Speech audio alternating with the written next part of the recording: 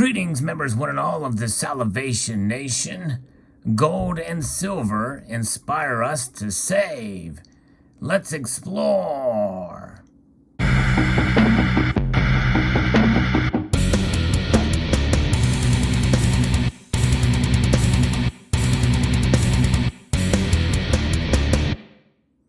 In this day and age, there's not much incentive or motivation for us to put our money in the bank.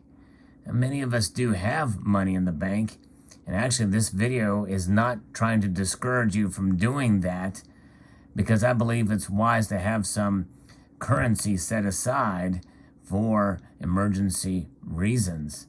However, holding in a bank is not going to really do you much good, other than the security of knowing that you can go to the bank and withdraw your money, because there's less likely of any kind of outside threat that you may have if you hold cash in your home. However, I'm a proponent of doing that as well.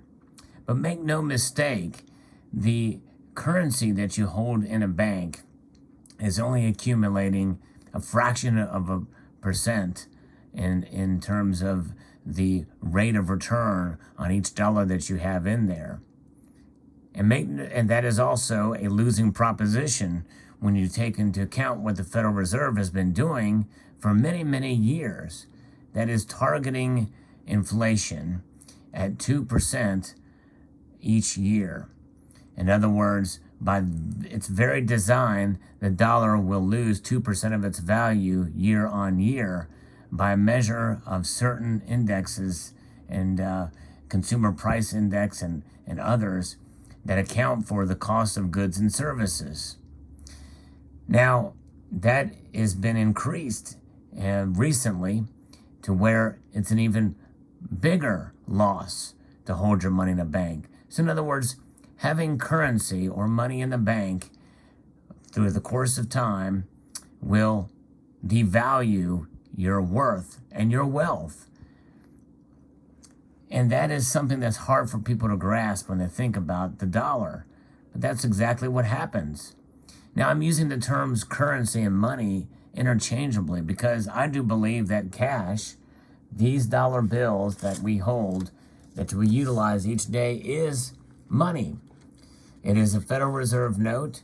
It has the full faith and credit of the United States government and Federal Reserve to be able to tender all debts, public and private. But it is very weak money because it's devaluing. It's degrading each year. That's why we hold gold and silver. This is why when we save in gold and silver, we are preserving our wealth. It is a hedge against not only economic instability, but a further degrading dollar year in and year out. And that is why we hold gold and silver. Now, you may say that the gold and silver prices fluctuate. And in fact, if you take a measure of 1 year to another, silver and gold both have lost money. Well, maybe not gold as of the recording of this video, but you will lose out if you go to sell your gold and silver. But yes, you can pick certain periods of time from a given year or even within a given week, and you can lose out if you buy an ounce of gold and then it drops $30, $40. We've seen that. We've seen that fluctuation. And of course, if you buy these metals in physical form, you also have to take into account premiums that you have to pay in order to get those metals in your hands, and the loss of those premiums when you go to sell these metals. But even if you take those into account, through the course of enough time, they will preserve your wealth and they will value themselves. Because if you take a look at what goods and services can be bought with a gold and silver equivalent of a certain amount of time from years gone by, well, they do. They do exactly what they're supposed to do, and they hold their value, even during price fluctuations that we've seen in recent years.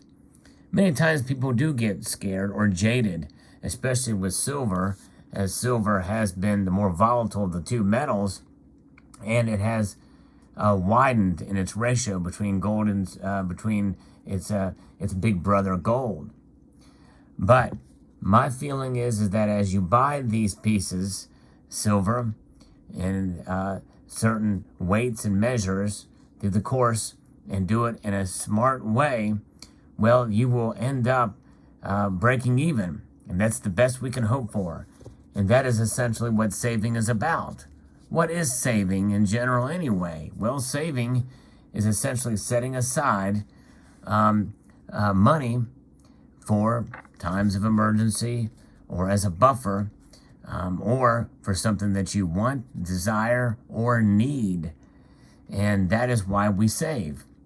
And that is the beauty of gold and silver, is that it is something that we put away in the case we do need to sell at a certain given time for something that we want, desire, or need. I've seen people that have mentioned to me that they bought a boat with silver. That's right, something that they didn't need, but they wanted. They saved up for it and were able to accumulate enough ounces that they were able to sell that silver in order to make a purchase for a boat. There's other people who have funded their retirement with their precious metals, and that can be comprised of both wants and needs. And so there's a lot of wonderful things that you can do with money that you've saved up through the course of time. Now, it is more difficult to liquidate gold and silver than it is cold, hard cash. But again, cold, hard cash gets colder by the year. It loses its value. And in fact, since 1913, since the Federal Reserve Act, by most measures, it has lost about 95% of its value. Paper, or cotton in this particular case, is something that will eventually go away or degrade to the point where there won't be a dollar anymore, or at least a dollar as we know it, as enough time goes by. In fact, currencies from nations all the way around the world have seen a decline, or basically they've gone away, or they've been reset, they've been revalued. You know, you can take any amount from any kind of currency that's out there in the world today, and you can see what has happened to it over the course of history. It has been devalued, has been reset, and has taken a different form, a different style, so that when you save enough of these, essentially they become relegated to their intrinsic value, which is almost nothing because it's paper.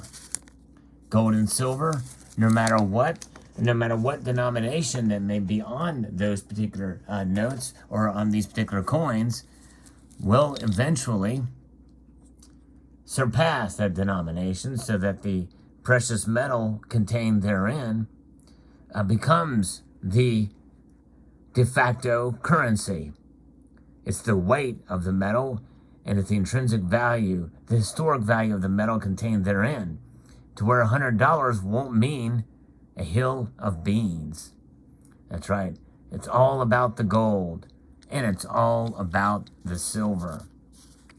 Silver and gold have been utilized as money and been stored and saved and treasured and valued for millennia. And it's continuing on for many of us in this community.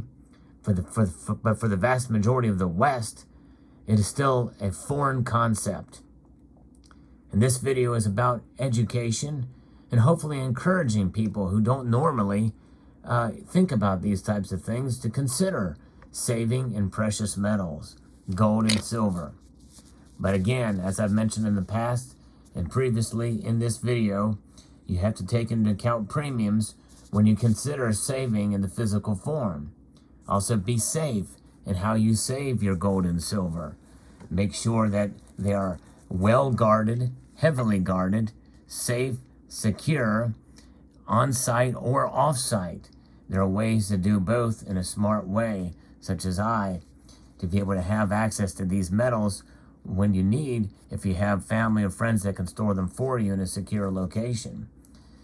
But if you do need to secure them on your person or in your location, make sure that they are well locked up and hidden safely.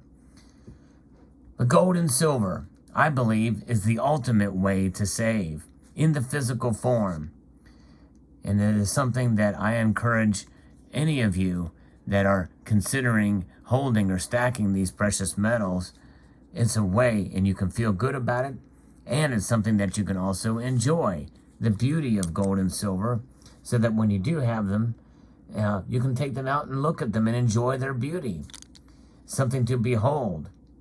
Taking a look at a note, a Federal Reserve note, has a sense of beauty to a point, but I believe gold and silver shine on, and they will shine on as a savings and as a thing of passion and beauty for years to come. There you have it. I hope you enjoyed this video. Post your thoughts below. I'd like to extend a multitude of gratitude to you all for taking the time to watch, and encourage you to please rate, share, comment, and subscribe.